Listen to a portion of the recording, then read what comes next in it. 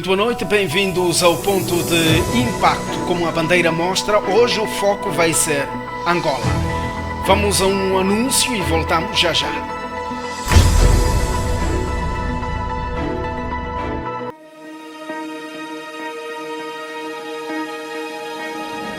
Sabiam que o nosso país não tem uma lei que proteja os direitos das pessoas com deficiência?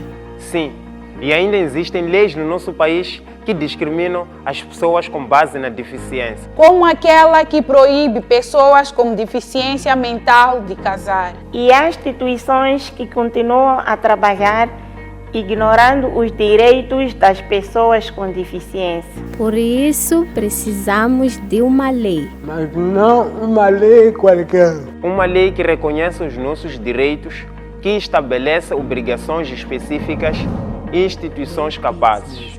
Porque não podemos depender de boa vontade ou de favores. Por isso, queremos pedir que aprovem. Implementem a nossa lei.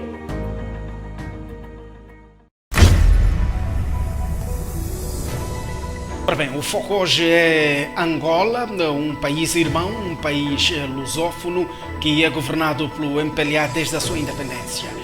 Durante 38 anos, Angola foi governada pelo já falecido José Eduardo dos Santos e há sensivelmente 5 anos os angolanos relançaram esperanças depositando votos em João Lourenço e acho que o desespero hoje vem de cima. Os angolanos podem até querer qualquer um, menos o MPLA no poder. A entrevista que segue é com o jovem e ativista Jerônimo Ncissa, angolano, que vai nos apresentar algumas nuances em volta do processo eleitoral naquele país irmão. E temos já na tela o ativista angolano Jerônimo Ncissa. Jerônimo, a minha pergunta pode parecer simples, mas há muita coisa por detrás. Por que é que precisamente estas eleições são tão esperadas e estão a ser alvo de muitas atenções, tanto por parte dos angolanos como do mundo inteiro? Pois, na verdade, nós estamos há 46 anos, desde a independência de 75 até 2022. Angola é um país governado apenas por um partido político. E partido este que instituiu aqui uma ditadura sistemática, sequestrou o Estado, sequestrou as instituições de Estado.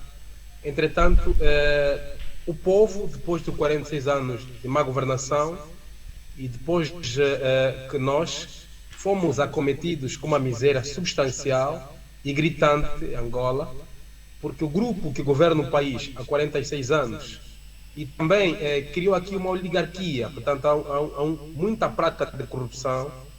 Angola é um país rico, com uma das maiores commodities de exportação a nível, portanto, da África, que é o petróleo, e nós somos 30 milhões de habitantes, mas 80% da população é miserável. E nós vivemos, portanto, no limiar da miséria. E o setor social não teve avanços nesses últimos 46 anos. O desemprego é substancial e não há liberdade de expressão. Portanto, há controle sistemático da liberdade das pessoas, prisões arbitrárias, o uso da força. Uma imagem positiva de Angola, mas nós que estamos aqui localmente vemos uma realidade completamente diferente. Então, os angolanos hoje aspiram à mudança, porque a MPLA, se ganhar as eleições desse ano, vai completar, até 2027, vai completar 51 anos no poder. Entretanto, 51 anos no poder, nós não podemos dizer que somos um país democrático, porque se nós instituímos a democracia em 1991, passado mais de 28 anos, nós continuamos com o único partido a governar Angola. E não governa Angola com coerência, com transparência, prestação de contas. Há excesso de arrogância, há atropelo sistemático e constante de direitos humanos em Angola. Portanto, nós, os angolanos, hoje entendemos essas eleições como um momento sublime de nos libertarmos da ditadura que aqui implementou há 46 anos. Nós entendemos também há uma necessidade de se eleger outros atores na administração do Estado que possam trazer uma outra dinâmica, para que possamos criar um projeto de Estado com todos, sólido e coerente, visando o desenvolvimento substancial em vários tentáculos da sociedade. Infelizmente, nós temos um país que vem regredindo. O MPLA, há 46 anos que promete futuro melhor, há 46 anos que mata sonhos, há 46 anos que gera mal o bem de todos. Portanto, estas eleições são as eleições cruciais para Angola, e porque até os ventos também da África Austral tendem, portanto, a mudança. Nós vimos agora a Zâmbia mudou de regime, portanto, sim. Né? Malawi também, e Congo mudou-se, portanto, de regime. E nós não podemos nos sentir felizes quando, há 46 anos, e falamos de democracia, mas é o único partido, que é o MPLA, que governa Angola, e governa mal, governa pessimamente. Portanto, essas eleições é a demonstração de que nós estamos esgotados, e o clima político em Angola é exatamente este. Se noutrora, nós que tivemos a oportunidade de irmos à escola, que falávamos de política, hoje até o iletrado percebeu que o maior problema de Angola chama-se MPLA. Então, nós entendemos que precisamos resolver o problema, e o problema é o MPLA, porque o problema não resolve o problema. Então, encontra sem esperar soluções de um problema, e o problema é o MPLA. Portanto, as eleições estão a decorrer num clima, diga-se aqui, de paz. Não há aqui sinais de atropelo dos direitos de outrem, mas olha-se notoriamente o envolvimento dos jovens, a simpatia dos jovens com o partido na oposição, que é a UNITA. E a UNITA criou aqui, com o Bloco Patriota, com o Bloco Democrático, o Projeto para Já Servir Angola, criou-se aqui em Angola uma frente patriótica para contrapor, portanto, esta avalanche política do MPLA que sequestrou o Estado. Portanto, essas eleições são cruciais para Angola, e também uma oportunidade importante para o MPLA ir à oposição, reinventar-se, renovar-se, para que depois volte futuramente no poder com mais amadurecimento e com mais comprometimento no bem-estar social para os angolanos.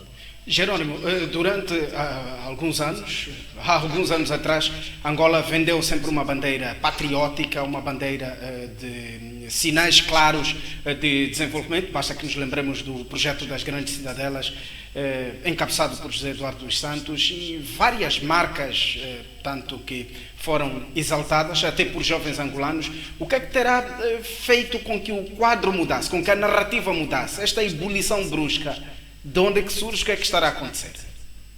Primariamente, nós mesmos, que com toda a humildade possível, nós ativistas, não somos grandes, mas o que está dentro de nós é que é grande. Então Deus iluminou um grupo de jovens, neste grupo onde eu também consto, portanto, começamos a levar a cabo um processo de desconstrução daquilo que é a narrativa da manipulação das consciências, né? E então nós começamos a dizer aos angolanos que não, o que estão a ver não é verdade. Então começamos a fazer palestras, lives, começamos a discutir sobre a profundidade da realidade social e econômica de Angola. E depois temos que ouvir também reconhecer a questão da crise econômica que assolou Angola. Porque os angolanos começaram a passar mais dificuldades. Os angolanos, ao passarem mais dificuldade, ao perder o poder de compra, com a inflação que ronda na ordem de 27%, 23%, portanto, os angolanos começaram a perceber, calma, nós não somos nem o quanto nos parecia. Nós não temos. Nós, quando pensávamos que éramos ricos, nós não somos. Porque quando houve, portanto, a questão do problema de divisas, né? Nós não conseguíamos importar, a produção nacional não conseguiu atender a demanda. Então, toda uma narrativa populista que se passava de que Angola era um país desenvolvido, que nós tínhamos fábricas, portanto, éramos o país que mais evoluía do ponto de vista econômico em África e quiçá no mundo, caiu por terra. Porque o tal sonho do petróleo também. Pois, nós vimos, afinal de contas, ou nos apercebemos, que nós tínhamos construído um castelo na areia. Nós não tínhamos uma economia sustentável como se apregoava nos discursos. E essa narrativa de desenvolvimento que se ia vendendo, essa ladainha que se ia vendendo, aconteceu tanto em Angola, tal como aconteceu nos anos 1925 na Alemanha, quando Hitler também criou um grupo ali de bajuladores no nazismo na Alemanha. Aqui em Angola também surgiu. Criou-se uma nata de bajuladores, de aduladores, que iam vendendo uma Angola ilusória, uma Angola que nós não vivíamos. Mas a própria realidade social se incumbiu em nos mostrar a Angola real. Porque, meu irmão, o povo angolano, ou o povo em geral, qualquer parte do mundo, os populares não medem a política com discursos. Os populares medem a política no prato, medem a política de acordo com aquilo que é o seu dia a dia. E nós tínhamos uma refeição, hoje não temos nenhuma. Então o povo percebeu, calma, se nós somos ricos, na verdade, nós exportamos petróleo, temos diamante, temos madeira, temos, portanto, recursos hídricos e incalculáveis em Angola, temos terras aráveis e férteis. Por que é que nós continuamos a faltar comida no prato? E nós comparamos, fizemos análise comparativa entre nós, que estamos nos bairros periféricos, já passando o limite da miséria, e a vida luxuosa dos nossos governantes, os filhos lá no exterior, e percebemos, calma, não somos mal governados. Então, levamos uma campanha de sensibilização das populações, no sentido de que percebemos, se nós estamos mal, o culpado é o MPLA. Toda a narrativa da guerra que existiu, acusando a UNITA, porque a UNITA fez a guerra, nós fomos desconstruindo toda essa mística discursiva, toda essa técnica de extração de consciência, com patrocínio da TPA, que é a Televisão Pública de Angola, com a Rádio Nacional, que ia vendendo embustes ao povo. Desconstruímos e também, com o advento das novas tecnologias, o povo teve acesso às informações, relatórios que são realistas. Portanto, há um conjunto de trabalho que foi feito nos últimos anos, embora que não tenha tido a notoriedade que impunha, mas todo um trabalho feito pelos partidos da oposição, nomeadamente a UNITA, ou com maior protagonismo a UNITA, e nós, a sociedade civil, levou o despertar da consciência social por parte dos cidadãos e também o exercício da cidadania. Porque antes, diga-se aqui, em Angola havia poucos cidadãos, era mais povo. Hoje temos mais cidadãos. Exato. Porque o cidadão é uma dualidade. O cidadão exige os direitos e cumpre deveres. Então nós começamos a estimular. Se você cumpre deveres, tens que exigir os seus direitos. E hoje, diga-se mesmo, até aquelas chamadas zungueiras, aquelas vendedoras ambulantes, já fazem manifestações nas ruas, já exigem, portanto, boa governação. Mas, portanto, como eu ia dizendo, nós hoje temos portanto, um momento de crescimento de literacia política em Angola. E até pessoas que são consideradas letradas, né, menos instruídas, como as nossas irmãs, zungueiras, as mamães vendedoras ambulantes, já fazem manifestação pelas ruas, exigindo direitos, e já conseguem reivindicar os seus direitos perante a polícia, que os torturava a bel prazer, sempre que o aprovesse. Portanto, hoje há uma mudança substancial e assinalável da consciência social por parte das pessoas. E mais do que falar, as ações têm falado por si, porque hoje vemos recorrentemente as senhoras a fazerem manifestações quando eles trocam, por exemplo, de local de vendas. Os taxistas recentemente fizeram uma manifestação que parou, portanto, a mobilidade urbana em Luanda. Há sinais das quais nós nos orgulhamos, porque o MPLA percebeu que todas as classes sociais despertaram. Se antes nós que emitíamos opinião contra a má governação, a corrupção, o excesso da Polícia Nacional, portanto, éramos tidos como frustrados, como pessoas que não tiveram sucesso na vida. Hoje essa onda é incalculável em Angola. Hoje todo mundo reclama sobre a má governação. Inclusive, militantes do MPLA, em muito de senso de honestidade, já falam que já chega mesmo. Exato. Porque muitos desses militantes também não têm oportunidade, são apenas para colar bandeira, para gritar viva. E vem uma elite já escolhida a dedo que vai gozando do bem-estar social com as nossas riquezas. Exato. Jerónimo, vamos lá entrar neste calor da campanha. Assiste-se, pelo menos, ao nível das redes sociais. É verdade que as televisões, com particularidade para a TPA, não está munida de qualquer liberdade para exibir imagens de enchentes de campanha da UNITA, das atividades da UNITA, o que é que se vive na realidade? A disparidade de enchentes, de presenças, de participação pública nos comícios dos dois grandes partidos, é sentida assim no terreno? A diferença é tão grande assim? É sentida.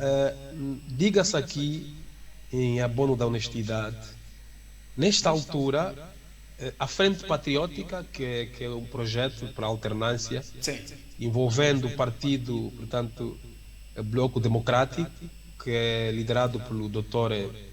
Filomeno Vieira Lopes, a UNITA, liderada pelo engenheiro Adalberto Costa Júnior, e o projeto para já, liderado pelo Dr. Abel Chevucuvuco, tem maior popularidade, maior aceitabilidade social e pública. Nós vemos nas campanhas a nível local a moldura humana que ocorre aos atos de massas, né? E esses atos, a afluência populacional não depende substancialmente de uma contrapartida pecuniária ou material que seja. Ou seja, os elementos que aderem aos atos de massa da Frente Patriótica ou da UNITA não são pagos, vão lá por voluntariedade, não são ameaçados. Diferente de Luanda, do MPLA, que paga motoqueiros, né? Paga motoqueiros, taxistas e vai deslocando militantes de província para outra, com autocarros públicos para que consiga então ter uma massa expressiva nas atividades que vai realizando. E também vai ameaçando polícias, portanto os polícias, os FAS, como impera na vida castrense, o respeito à ordem superior, respeito à hierarquia. Portanto, muitos efetivos das Forças Armadas, da Polícia Nacional, são coagidos a ir nas atividades do partido MPLA. Os professores são convidados ou convocados coercivamente, os médicos, sob pena de serem descontados, alguns que são resistentes ou que apresentam, portanto, a inércia relativamente à convocatória do partido MPLA, são transferidos noutras localidades longínquas por castigo, tanto por refilarem a convite do MPLA. E também o MPLA está a usar um software que é muito usado na questão do desporto, no futebol. Usa um software onde ocupa espaços vazios, porque vai dando relatórios de uma moldura humana,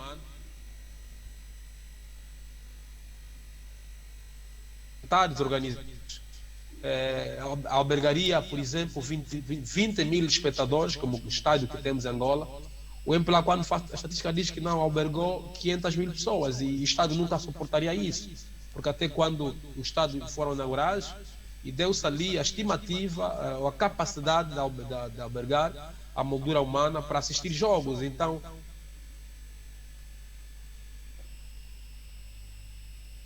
portanto, uma sondagem de um site pirata criado pelos marqueteiros brasileiros que estão a assessorar o Presidente da República, a dizer que o MPLA teve 63%, 63% na ordem da credibilidade das pessoas, e a UNITA teve 33%. Portanto, isso na Angola não se resiste. Agora, a TPA há 46 anos que é canal de manipulação da verdade, da opinião, de manipulação da consciência. A TPA trabalha ao serviço do MPLA. A TPA não informa com verdade. Os jornalistas da TPA são reclusos mesmo fora das celas. Eles informam mediante a orientação político-partidária. E se olharmos na cobertura que fazem, portanto, uma cobertura dentro daquilo que é a estratégia de ofuscar a oposição, a TPA não apresenta toda a moldura humana que adere aos atos da Frente Patriótica. Apresenta mais o presidente a discursar onde estão os polícias à frente e uma parte ali de militantes ou populares estão ali a ouvir discurso. Mas quando é o ato do MPLA, a TPA apresenta até no fundo, até onde vai o software que estão a usar para poderem manipular, portanto, a moldura humana. Mas há uma nota aqui que vale mesmo também destacar. Recentemente, o MPLA esteve no IGE, teve uma atividade de massa, e eu vivi e estudei na província do IGE durante muito tempo. Portanto, o MPLA esteve bem. O MPLA teve uma massa expressiva, realista no IGE. teve uma massa humana, uma moldura digna mesmo de ser ressaltada aqui. O MPLA não esteve bem, mas diferente de Luanda, outras províncias, o MPLA não tem estado bem, mas tem inventado relatórios de tal forma que possa então continuar a mentir a opinião pública nacional e internacional. Mas nessa altura, honestamente falando, a Frente Patriótica tem maior aderência populacional, tem maior credibilidade e é um projeto que todo angolano aspira a ver implementado em Angola, porque eles têm um projeto de governação coerente, com boas propostas e como sabemos, o projeto foi discutido conosco, sociedade civil, com os partidos da oposição, atores da igreja. Recentemente realizou-se o Congresso da Nação, onde foram convidados todos os atores da sociedade angolana para que pudéssemos pensar que Angola queremos nos próximos 5 anos e para que o partido que for escrutinado na urna e vencer as eleições poderá abraçar algumas propostas apresentadas no setor da saúde, da educação, da economia, da indústria, portanto, das Forças Armadas angolanas, da Polícia Nacional. Portanto, há um conjunto de questões que foram abordadas. Infelizmente, o MPLA é a única força que não se fez presente. O MPLA não fez presente. Então, e a Frente Patriótica aproveitou-se desse projeto, portanto, projeto da nação, e incluiu no seu projeto de governação. Ouviu alguns depoimentos, alguns projetos apresentados por profissionais de vários status sociais em Angola, de várias áreas, e implementou. Então, os angolanos que aspiram ao desenvolvimento de que possa orgulhar todos, abraçaram, portanto, a Frente Patriótica como uma solução alternativa a um projeto de governação que dura há 46 anos, sem trazer o bem-estar social aos angolanos, sem trazer, portanto, execuibilidade dos projetos, mas muito preso no discurso, nas promessas, a repetir sempre as mesmas promessas, sem pragmatismo governativo. E a Frente Patriótica hoje é a solução exata para a alternância em Angola. Jerônimo, explica-me uma coisa. Fica-se com a sensação, aliás, há quem até diz que o candidato, o atual Presidente da República, João Lourenço, terá sido abandonado pelas forças vivas, pelo núcleo duro do MPLA, devido ao seu mandato, manchado primeiro por uma série de perseguições, segundo, devido aos últimos episódios que a UNITA está a viver, tanto no cenário todo político. Concorda com esta versão de que o Presidente terá sido abandonado pelo núcleo duro do MPLA? Pois, é efetivamente isso. O Presidente da República, quando da sua investidura, teve um discurso congregacionista, um discurso que impactou todos nós, a sociedade civil, mas me revi no seu discurso porque nós auguramos um presidente capaz de refundar a nação angolana, de criar um projeto de Estado com todos, sem discriminação racial, étnica, político-partidária, ideológica ou cristã. E o presidente, quando foi empossado, na verdade, teve um discurso de nacionalista, de um discurso de um chefe de Estado, efetivamente, que Angola augura há muitos anos. Entretanto, começa a pecar quando ele traz a narrativa de combate à corrupção, mas um combate à corrupção seletivo, um combate à corrupção que perseguiu um grupo e com maior protagonismo os filhos do antigo presidente. E a chamada caça aos marimbondos. Pois, caça aos marimbondos, rotulou com que ele saqueou o Estado, com que eles todos saquearam o Estado. Portanto, ele depois, quando foi empossado, apelidou pejorativamente os outros de marimbondos, né? Sim. Portanto, isso não caiu bem. E só para ter uma noção, nós temos 46 anos de governação do MPLA, mas o único ministro que está nessa altura julgado e condenado foi o ministro do Transporte, que é o ministro Augusto Tomás, que é de Cabinda. E todos eles, desde o administrador comunal, o administrador municipal, o governador provincial, até o presidente da República, todos eram corruptos, ou são corruptos. Mas depois que ele foi eleito, ele tornou-se o santo e também canonizou os outros seus colegas como santos, quando na verdade são todos milionários e aproveitaram-se, portanto, da facilidade institucional que temos no país para se enriquecerem. Mas quando ele veio, criou, portanto, uma lei de forma a proteger seus interesses e começou a perseguir, começou a desrespeitar aqueles históricos do MPLA. E um desses exemplos foi quando, portanto, da apreensão ou da prisão do filho do antigo presidente, né? O presidente José Eduardo Santos, Sim. que os filhos tiveram que fugir do país, quando na verdade todos eles têm ficha suja como corruptos. Todos eles são milionários, têm ações nos bancos, aqui em Angola, no exterior, saquearam os cofres de Estado, sequestraram o patrimônio público durante 46 anos. Esta foi a mística governativa do MPLA. Enriquecer-se na custa do povo, ocupar terrenos, ocupar minas de diamante, explorar o petróleo sem qualquer racionalidade, portanto, retirar dinheiro dos bancos públicos em Angola para benefício próprio. E isso, quando ele começa a fazer discurso de que, ainda que forem os primeiros a tombarem, sejam os altos, portanto, militantes do MPLA, o alto dirigente do MPLA, isso estava a falar dentro do partido. E quando ele traz o combate à corrupção, ele estava esquecido que, quando ele falava do combate à corrupção, o que estavam a aplaudir na Assembleia Nacional, no Bureau Político, eram os mesmos corruptos. Então nós víamos fora que isso não tinha viabilidade, porque não se fundou uma alta entidade contra a corrupção, não se fundou uma polícia, não se criou magistrados ou não se formou magistrados diferente daqueles que eram corruptos, o sistema era corrupto, porque a corrupção era endêmica, era sistêmica. E ele, quando veio a tentar combater a corrupção com os mesmos corruptos, isso parecia um paradoxo, um contrassenso. Porque o corrupto não se combate, o corrupto não pode combater a corrupção. Então, foi um fiasco. E ele, como tinha que fazer, portanto, juiz a seu discurso para continuar a manter a credibilidade, começou a perseguir um grupo.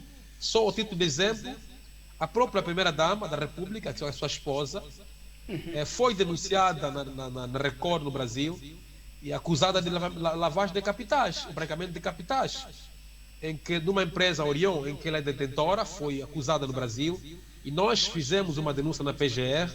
Portanto, o que nós recebemos eram mais ameaças, né? Vais morrer, não vais ver. A PGR não agiu. E o diretor do gabinete do Presidente da República, que é o senhor Arturo Costa, portanto, houve denúncia na TVI em Portugal de branqueamento de capitais, de contratos fraudulentários, milionários. O próprio ministro atual da Energia e Água, o senhor Borges, também passou na TVI com esquemas de pagamento de capitais. Portanto, e tantos outros aqui que temos no país que são corruptos, que ele protegeu na sua governação, mas perseguiu. E esse clima minou o próprio MPLA. Imagine, por exemplo, e um dos cenários que ocorreu foi exatamente a morte do antigo presidente.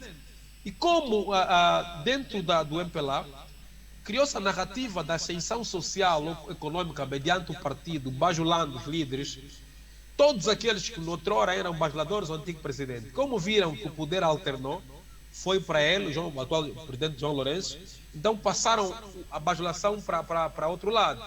Só que o presidente da República não teve a inteligência suficiente, mesmo nós o alertando na maior constância, de que essa prática era arriscada, era um risco iminente, porque todos aqueles que o apoiavam só são hoje milionários, têm dinheiro, porque foram promovidos pelo antigo presidente. Sim. Então era um contrassenso ele pensar que em 5 anos ele podia conquistar a confiança, portanto, daqueles que trabalharam com o antigo presidente durante 38 anos. Era impossível ter mais confiança nessas pessoas em relação com quem eles trabalham durante 38 anos. E o nosso presidente, infelizmente, perdeu-se na arrogância e na petulância e no revanchismo até chegar a esse ponto. E a nossa próxima questão tem mesmo que ver com a morte de José Eduardo dos Santos. José Eduardo dos Santos morre numa altura em que a política em Angola está praticamente agitada. Em tão pouco tempo, José Eduardo dos Santos foi visto como vilão, portanto, a saída do poder. Mas depois de morto, José Eduardo dos Santos está praticamente a ser ovacionado pelo mesmo povo que um dia o apedrejou. Que fenômeno é este? O que é que terá acontecido? Sabe, irmão, as pessoas muito maltratadas depois conquistam a solidariedade. João Lourenço teve, José Eduardo dos Santos teve 38 anos de governação, embora num sistema de ditadura, uma má governação, mas havia condições econômicas as pessoas conseguirem viver. Embora a saúde também nunca foi das melhores, mas como eu disse, portanto, o povo, os populares, medem a política no prato. Quando um iletrado antes conseguia fazer um biscatozinho, conseguia virar-se de alguma forma e trazer comida para os seus filhos, e depois que sobe um outro presidente no poder, ele não consegue proporcionar as mesmas condições ou a viabilidade desses negócios que traziam comida na vida das pessoas, então o mal passa a ser bom, porque veio o pior. O que ocorreu aqui é que João Lourenço, chega no poder, agudizou substancialmente a vida social em Angola. Nós estamos a ver irmãos nossos a depender de contentores de lixo, famílias que ocuparam contentores de lixo, e trocam, alternam, de manhã está lá o pai, às 12 vai estar lá o filho, à noite vai estar lá a mãe. E o saco que vai ser depositado no balde de lixo ou contentor, ele não sabe só o que é, mas ele deve abrir, e muitas vezes quando está a abrir é fezes. Então hoje, antes nós víamos no tempo dos dos Santos, os que iam comer nos contentores de lixo eram pessoas dementes, né? Eram dementes com os transtornos mentais. Hoje, pessoas em sã consciência dependem do lixo para comer. A prostituição aumentou substancialmente, o desemprego é gritante, porque a política de combate à corrupção fez com que os investidores, que eram mesmo próprios corruptos, pudessem retirar o seu dinheiro no mercado. Então, muitas empresas fecharam. Aqueles cidadãos que tinham um trabalho, que ganhavam mesmo que fosse um salário mínimo, mas com esse salário conseguia sustentar a sua família, hoje já não tem essas condições para conseguir fazer, portanto, fazer com que os seus filhos, os familiares comam na sua casa, estudem. O João Lourenço veio agudizar a vida social. Então o povo esqueceu. Então nós sofremos, mas agora estamos no pior momento, estamos a sofrer mais. E depois, uma postura pouco estadista do atual presidente, arrogante, é respondono, é mimoso, é revanchista, não houve conselhos, responde a todo mundo. Portanto, é um conjunto. Hoje nós estamos a discutir o caráter do presidente da República, não apenas a sua prestação pública como servidor, não é, dos angolanos. E também o seu caráter é muito mesquinho. Nosso presidente, ele, se ouvir essa entrevista, pode me responder no seu discurso. Ao invés de perceber a minha abordagem imparcial e que visa essencialmente trazer uma opinião sobre a minha radiografia em Angola, ele pode dizer que não, até está a dar entrevista fora, está a estender Angola. Portanto, é um presidente que não tem aquele perfil de estadista, não tem aquele perfume discursivo e com uma dose de inteligência de Estado. Então, hoje, nós, em Angola, grande parte daquelas pessoas, e como sabe, Angola, grande parte dos angolanos são iletrados, foram analfabetizados intencionalmente para serem dominados. E durante muito tempo o MPLA conseguia vender só essas pessoas, conseguia, que era a sua política de paternalismo, né? Ia lá doar comida, ia lá prometer, vamos ter água. Então promete hoje 5 anos, vamos dar água, não dá água. Depois de 5 anos, não dá água, depois não dá comida. Então o povo fartou-se. Até as entidades tradicionais que recebiam antes nas aldeias, que recebiam uma bicicleta, uma moto, um rádio, uma cesta básica, hoje perceberam que o MPLA é o problema, está a estragar toda uma expectativa de vida das pessoas nas comunidades. Porque eles, quando vão para lá, vendem sonhos, mas depois não há pragmatismo governativo, não há execuibilidade de discursos, não há execuibilidade dos projetos. Então, o Zeidu hoje, ou o antigo presidente, foi canonizado, foi santificado pela incompetência governativa do atual presidente da República. Daí, hoje, com a sua morte, ganhou solidariedade, porque nós em África, sobretudo na cultura banto, né? Sim. Os mais velhos podem ter falhado, mas são reserva moral do Estado. E embora ter sido, portanto, um ditador, um totalitário, mas nós queríamos ver o presidente da República anterior, com a sua modesta experiência, ser respeitado. Né? Vai lá, vamos ouvir. Falhou, tudo bem, errou feio. Nós não vamos desejar morte a uma pessoa, mas que pelo menos entre eles no MPLA que o respeitassem, porque eles hoje são milionários, são, portanto, milionários, são empresários. Foi ele que criou a política de acumulação primitiva de capitais para que tivessem acesso ao dinheiro fácil. Então, se vocês, a vosso próprio líder que vos enriqueceu, que vos tornou milionários, abandonaram que esse que era o endeusado, o líder, o único enviado de Deus que pode governar Angola, portanto, que tinha visão estratégica, que tinha que se clonar, que tinha que se fazer, portanto, uma réplica para governar Angola. Ele era endeusado pelos pastores, pelos bispos, todos eles. E depois que sai do poder já não é importante. abandonaram mais velho, ninguém o visita. Nos escritórios deles, até tiraram a fotografia do senhor. Só tem do João Lourenço, o primeiro presidente, o Agostinho Neto. E depois de morrer, eles aparecem com lágrimas de crocodilo para poderem fazer óbito com pompa e circunstância. E queriam usar a morte do senhor como, portanto, capital político para vender embustes ao povo. E felizmente os seus filhos perceberam que havia aproveitamento político por parte do MPLA. E recusaram trazer o corpo para Angola. E isso, de alguma forma, baixou substancialmente, agudeiamente, a imagem do antigo presidente. Porque, desculpa, do atual presidente. Hoje, João Lourenço, a sua imagem está completamente queimada, porque após que se anunciou a morte do ex-presidente, os populares andaram pela rua, foram gritando canções, né? De que você matou o nosso presidente, foram atirando pedras nos panfletos colados pela rua, com o rosto do João Lourenço. Portanto, há um desalento muito grande por parte da população relativamente ao tratamento que foi dado ao antigo presidente no seio do próprio MPLA. Se nós, sociedade civil, dizemos que ele é corrupto, foi totalitário, foi portanto, ditador, mas pelo menos eles, dentro da ética política, do reconhecimento daquilo que se tornaram, deviam ter valorizado. E isso mostrou, na verdade, que o MPLA é um antro de hipocrisia, é um antro de maldade, é um antro, portanto, de satanismo político. Okay. E hoje, o povo vê a necessidade de trocar toda essa estirpe de políticos sem sensibilidade, que são oportunistas. Quando chega o chefe, todos eles agora chefe é este. Mas quando o chefe sai, já não é importante. Portanto, há um azedar da imagem do atual presidente e também do próprio partido MPLA a nível de Angola. Jerônimo, o MPLA é acusado por todos os ventos de ser um partido ditatorial, de ser um partido que pauta pela permanência no poder. Os angolanos têm a noção da reação ou do impacto que pode advir de uma possível perda nas eleições por parte do MPLA? Na verdade, irmão, o MPLA durante 46 anos nunca se viu partido. O MPLA sempre se viu poder. Sim. E o MPLA não soube ler os tempos, porque a dinâmica sociopolítica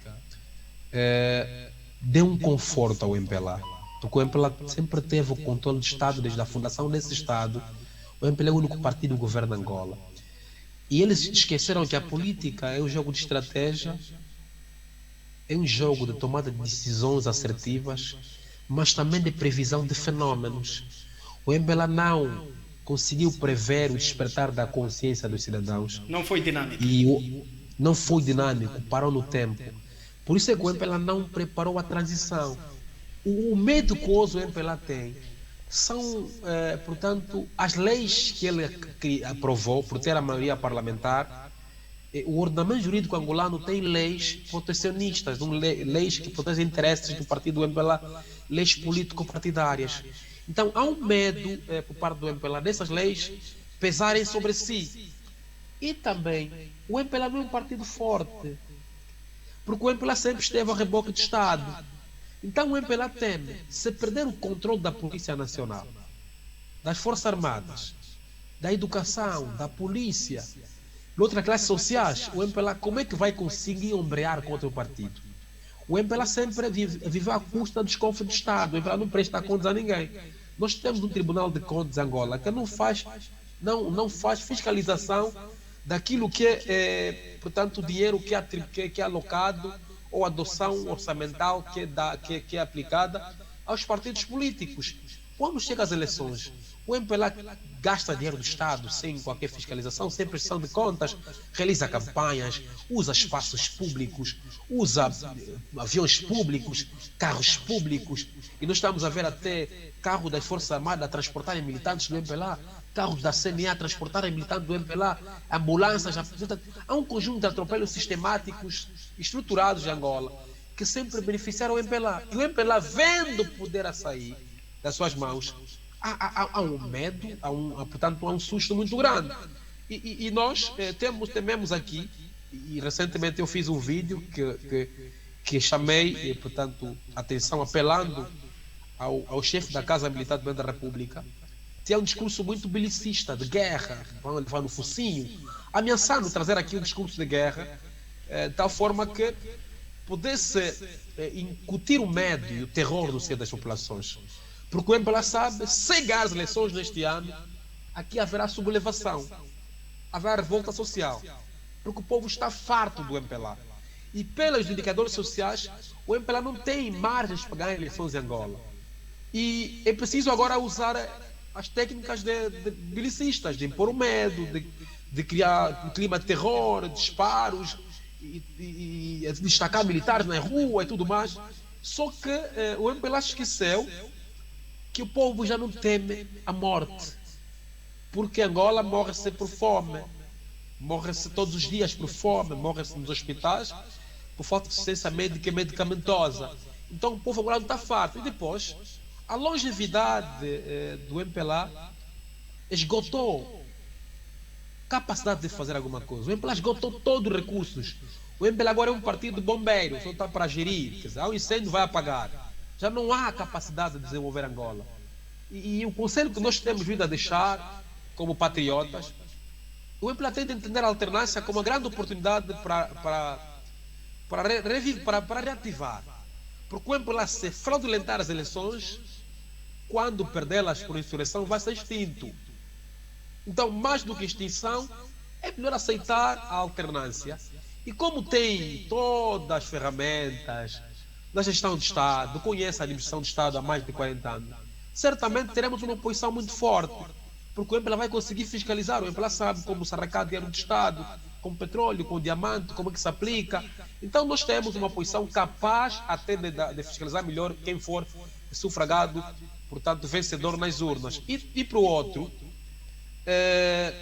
nós precisamos entender a alternância como um ganho para qualquer democracia. Exato.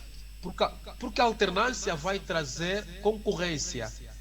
A concorrência gera competitividade. Entretanto, essa competitividade saudável vai fazer com que, quando o partido que for eleito chegar ao poder, ele vai querer superar os erros do MPLA, vai querer fazer melhor. E também, quando, por exemplo, o MPLA voltar no poder, vai querer superar a oposição. Então, essa alternância, essa concorrência vai ser saudável, portanto, para aquilo que o desenvolvimento de Angola augura nos próximos anos. Jerónimo, vamos dentro de instantes fechar, mas a questão que não quero calar é: que perfil deve ter o próximo presidente de Angola? Nós precisamos de um presidente que tenha um perfil de estadista, que eu congregue todos, porque nós, com os movimentos de libertação nacional, com a guerra civil que tivemos durante 27 anos, portanto, nós temos um passivo muito grande em termos de reconciliação nacional. E nós precisamos ter um presidente capaz de amenizar essas mágoas internas que temos, de amenizar alguma mágoa que existe entre nós. E queremos um presidente capaz de congregar os angolanos, embora a sua diferença ideológica, étnica e cristã, e também que trabalhe com todos, porque o MPLA, um dos grandes erros que o MPLA cometeu foi exatamente em ter excluído os angolanos em detrimento da militância. Nós queremos um presidente capaz de valorizar a meritocracia, não olhar para a cor partidária, mas olhar o angolano como aquele que é capaz de contribuir para o seu desenvolvimento substancial. Não importa ser branco, negro, estrangeiro, mas aquele que está com convicções de Estado e capaz de proporcionar o desenvolvimento angolano que nós auguramos há 46 anos. E também aquele presidente que é capaz de despartidarizar as instituições de Estado, de tirar portanto, os tribunais, a Assembleia Nacional, dos hostes político-partidários. Nós queremos uma Assembleia que efetivamente esteja ao serviço do Estado angolano, que defenda efetivamente os angolanos, que os deputados sejam eleitos pelo povo e não que sejam eleitos à reboca de um partido político. e que tenhamos também eleições presidenciais, um presidente eleito por nós, que tenhamos eleições legislativas e presidenciais, para que o presidente seja eleito pelo povo e deputado também pelo povo. E tenhamos uma economia de mercado e não uma economia centralizada, em que os atores econômicos não tenham que ser necessariamente políticos, mas que sejam pessoas vocacionadas para gerar desenvolvimento econômico em Angola. E, por outro, que se olhe para as camadas vulneráveis, aquelas camadas que têm maior dificuldade para aquilo que é a sua sustentabilidade. E que tenhamos um ensino de qualidade, tenhamos um presidente que olha como o ensino, como a educação, como um setor-chave para o desenvolvimento, e não mercantilizar o ensino. E olhamos para o setor da saúde com alguma, portanto, preocupação, porque nós temos um sistema de saúde que mata mais que a guerra. E temos também que ouvir aqui dizer que tenhamos uma Comissão Nacional Eleitoral que não esteja sequestrada pelo partido que estiver no poder, mas que seja uma instituição importantíssima para a garantia da democracia, que seja uma instituição, tal como nos dizia, portanto, Montesquieu, que seja uma instituição check and balance, né? Que coloca-se ao serviço da democracia, da transparência, do rigor e da verdade eleitoral. Que tenhamos tribunais, embora vale aqui repetir, que colocam freio àquilo que é a atividade política, que não façam política, mas que façam jurisprudência, que aplicam a justiça mediante a lei, que usam o direito e não a política partidária para a moldura penal. E para terminar, há um fenômeno que nós não destacamos aqui, que gostava de fazer referência. Sim. Há um alvoroço muito grande em volta das eleições, porque nós temos em Angola, no ficheiro da base de dados que foi entregue à CNE, à Comissão Nacional Eleitoral, temos mortos. Nós estamos a ver os nossos irmãos angolanos que são falecidos, ainda continuam na base da eleitoral, também vão votar. Os nossos irmãos, que eu particularmente, os meus pais são falecidos, os meus pais continuam na base da eleitoral, quando eu consultei, ainda vão poder votar. Angolanos que vivem no exterior, que nunca fizeram registro eleitoral, também já têm mesas onde vão votar. Então há um clima de suspensão, de fraude eleitoral em Angola, o que de alguma forma mina também a estabilidade nacional. Porque há um atropelo da lei, do artigo 69 da Constituição da República, há um atropelo da lei 21/20, que é a lei do registro oficioso, portanto, nos termos do artigo 10, que estabelece que o cidadão tem que ter conhecimento dos seus dados, né? Que estão em posse do órgão público, do órgão do Estado. E até aqui a CNE não conseguiu publicar as listas, os cadernos eleitorais, para que os atores políticos que vão concorrer às eleições tenham acesso e também os eleitores tenham conhecimento dos seus nomes, na verdade, constam nos cadernos ou não. Então temos um clima muito pesado em Angola, um clima de suspensão muito grande, e é uma revolta muito grande por parte das populações, porque nós estamos a acompanhar que o MPLA continua a usar aquelas suas manigâncias fraudulentárias para ganhar as eleições a todo custo. Portanto, essa é a parte também que eu queria introduzir nessa nossa conversa fraternal, patriótica e com um pendor muito africano, visando substancialmente o desenvolvimento de Angola, de uma democracia sólida e com políticos mais comprometidos com a estabilidade nacional. Jerônimo, muito obrigado pela sua vinda. Seguramente que voltaremos numa próxima ocasião para fazermos o balanço deste processo que está a mexer com a Angola e com os angolanos.